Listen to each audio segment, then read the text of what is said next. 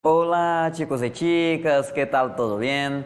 Sean bienvenidos a más una clase de español. Yo soy Daniel, maestro da língua espanhola. Vamos estudar? Olá, galerinha do Pré-ENEM Legal. Sejam bem-vindos a mais uma aula de espanhol. Galera, hoje nós vamos falar um pouco aí, né? Falar um pouco não, da continuidade, tá? A nossa aula anterior, né? Que foi localizar informações explícitas dentro de um texto, né? Explicitude essa que é uma continuidade, né, das informações implícitas que a gente já trabalhou em aulas anteriores, né? Se você de repente perdeu essas aulas, eu sugiro que você entre na plataforma e acesse, né, para você ter uma continuidade, você entender qual o ponto que nós estamos, de onde nós partimos e aonde queremos chegar, tá? Então é importante, né, que o aluno mantenha um foco, que ele mantenha a linearidade, que ele mantenha um compromisso, né? Lembrando sempre, passar no Enem é uma meta, é um objetivo. Para muitos de vocês é o projeto de vida. Então, foco, né, galera? Hoje nós vamos trabalhar com o Resolve Enem 2, tá? Então, galera, eu falava na aula anterior, né, que explicitude, ou seja, você localizar uma informação explícita, ela é bem mais tranquila que você inferir, né? Porque na inferência a gente não tem ali a informação do jeito que ela está nos enunciados, ou seja, nas respostas, né? Você tem aquela informação a partir de uma dedução lógica, né? Aí você envolve os mecanismos aí da linguagem, você tenta localizar, né? Ou tenta relacionar tudo aquilo que você tem de conhecimento prévio, né? Ou seja, tudo aquilo que você carrega, né? E aí você deduz ali dentro do texto e chega a uma informação, né? Porém, na explicitude não, está ali no texto. E qual é a dificuldade para nós, estudantes? Que na língua estrangeira, né, sendo ela inglês, espanhol ou qualquer outra língua, muitas das vezes a gente não conhece o código, né? Ou seja, a gente não sabe a tradução. Então ele está ali na nossa cara, mas a gente não consegue enxergar, porque a gente não consegue traduzir, né? E aí muitas das vezes, por isso que eu falo da importância também do vocabulário, né? A gente já trabalhou vocabulário aqui anteriormente, então daí a importância da leitura, daí a importância de você escutar músicas na língua espanhola, de você ler, ou seja, de você ter contato com a língua estrangeira, né? Só aprende a falar falando, só aprende a escrever lendo. Então não tem jeito, galera. Então vamos lá, slide na tela, a gente tem a questão aí de número 40, do livro Resolve Enem 2, página 129, né? Livro aí do Caderno Verde, dessa sequência aí, né, de 10 cadernos que vocês ganharam, tá? E aí um pequeno texto, né, cujo título é Los Animales. Então, Los Animales, quer dizer os animais, né? A gente pula esse texto aí, porque eu sempre digo, a gente começa pelo enunciado. A gente primeiro tenta identificar o que o enunciador ele quer da gente, tá? E aí a gente volta ao texto para tentar identificar ali, né, qual a resposta, tá? Então, o enunciado que diz assim: de acordo com as informações sobre aeroportos e estações ferroviárias na Europa, uma pessoa que mora na Espanha, né, e queira viajar para a Alemanha com o seu cachorro deve o quê? Então, aí é uma relação, né, entre causa e consequência, né? Ou seja, o que ele deve fazer, o que é necessário ele fazer para se deslocar com o seu animal de estimação para um outro país. Então, provavelmente, a gente já infere aqui que o texto vai trabalhar, né, nesse seguinte aspecto de alguns requisitos, né, do que é necessário para você se deslocar para um outro lugar, né? Então, a gente vai tentar identificar isso dentro do texto, tá, galera? Mas dando continuidade aqui, vamos recapitular aí algumas coisas trabalhadas na aula anterior, né, para você que está assistindo essa como a primeira aula, mas a gente sempre está resgatando aqui as informações, né, ou os conhecimentos que já foram aí levantados, tá? Então, galera, a localização das informações explícitas, ela está dentro aí da gama de procedimentos de leitura, né? Ou seja, dentro de uma matriz curricular, por exemplo, a matriz de referência da língua portuguesa, você vai ter lá alguns descritores, né, que é o que o aluno tem de aprender a determinada série, a determinado ano, tá?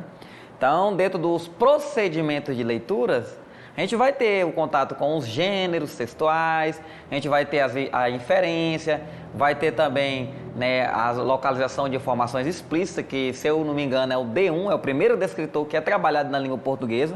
Ou seja, quando você está em processo ainda de alfabetização, você já tem contato com esse descritor, né? Então, é algo que é trabalhado, né, desde a infância. Tá, galera? E a gente, claro, que vai chegar na vida adulta, a gente vai ter mais facilidade para fazer essas explicitudes, né? Ou seja, localizar essas informações.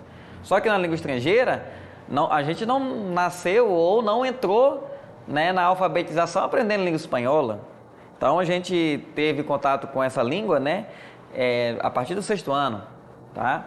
Então, a gente também, para muitos aí, estão ainda começando, outros nem tiveram contato com a língua espanhola, estudaram inglês, né?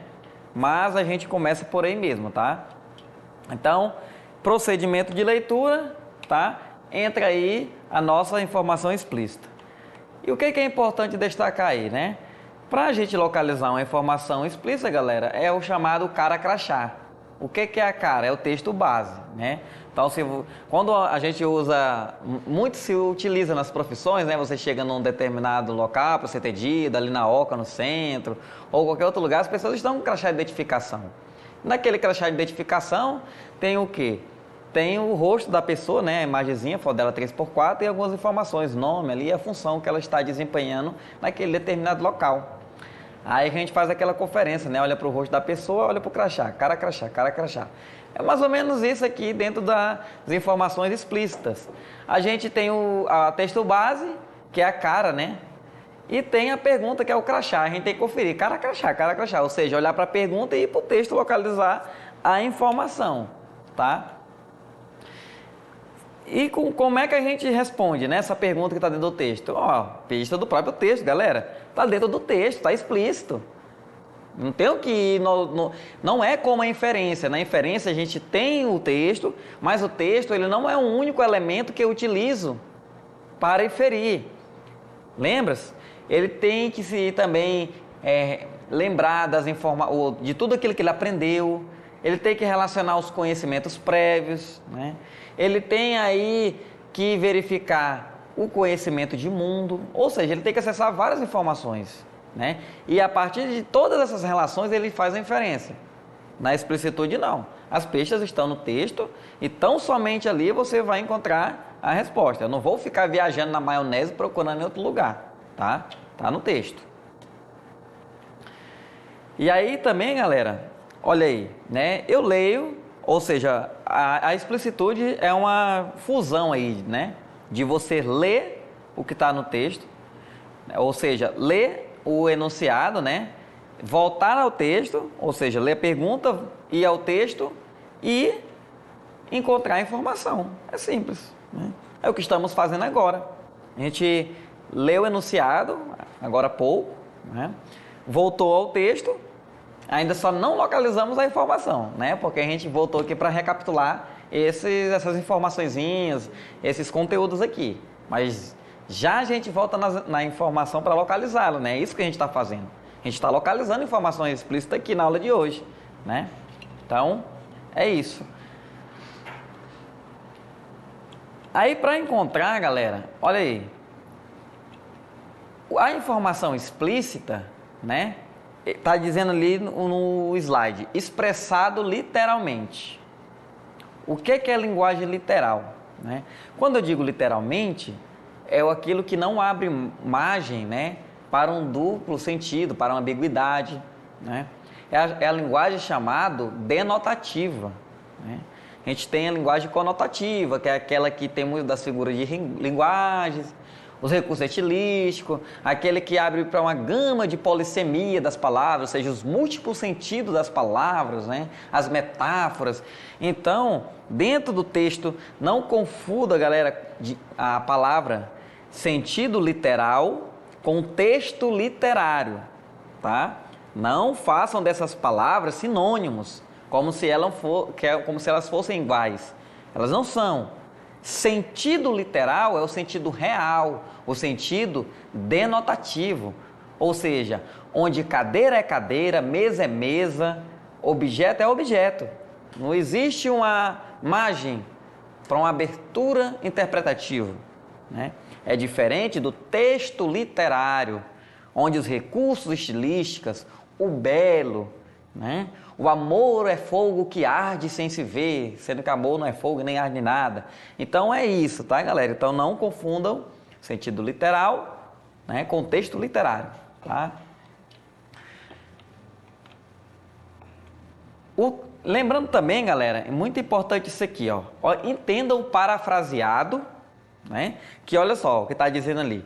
A informação explícita, ela também pode estar de maneira parafraseada, ou seja, ela tanto pode estar literal, ou seja, tal como está ali, ou parafraseado. Agora não confundam parafraseado com um duplo sentido, ou polissemia, muito significado, não. Parafraseado é uma outra maneira de dizer a mesma coisa, né? Ou seja, eu estou dizendo uma coisa de uma outra forma, mas não estou modificando o sentido. Eu só estou apenas invertendo ali, usando palavras sinônimas, né? Muitas das vezes, construções sintáticas diferentes, ou seja, às vezes você fala na ordem direta, de repente você parafraseia na ordem direta, tá? Então, é só uma maneira diferente, uma maneira distinta de dizer a mesma coisa, tá? Como ali está dizendo, né? Palavras distintas, mesmo sentido. Ou seja, a semântica aqui, ela não se altera, tá? Ela se mantém imutável. Porque se eu alterar a semântica, não será mais sentido denotativo, né? Aí você pode ganhar um novo sentido conotativo aí, ou seja, levar para um campo da metáfora, da figura de linguagem, tá? Então, não é o caso aqui dentro do nosso conteúdo da aula de hoje. Então, observe, galera, né? A gente volta aqui na questão, tá? Observe. Vou botar um pouquinho rapidinho aqui, tá, galera? Aqui é tudo assim mesmo, no ao vivo, né? Quer dizer, transmitido, mas mantendo sempre a originalidade. Então, dentro dessa questão aqui, ó, na União Europeia, desde o 1º de outubro de 2004, o uso de passaporte é obrigatório. Ou seja, na União Europeia, né, desde o dia 1º de outubro de 2004, o uso de passaporte é obrigatório. Obrigatório para mim? Não somente, né? Olha lá que diz o texto, para os animais. Ou seja, para os animais que viajam com seu dono a qualquer companhia. Ou seja, lá na Espanha, galera, os animais têm que ter passaporte, né? Tem que tirar o passaporte dele para poder viajar, né? Ah, professor, quem inventou isso? Eu não sei, tá? Isso é uma lei do país, né? Essas discussões aí sobre, né, os animais, sobre...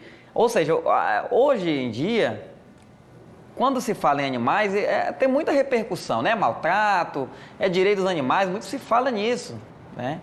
Mas é uma portaria, né? Um decreto lá nacional deles que diz que para poder viajar com o animal tem que ter só passaporte e pronto, né? Não sou eu o professor que está dizendo, é a lei, tá?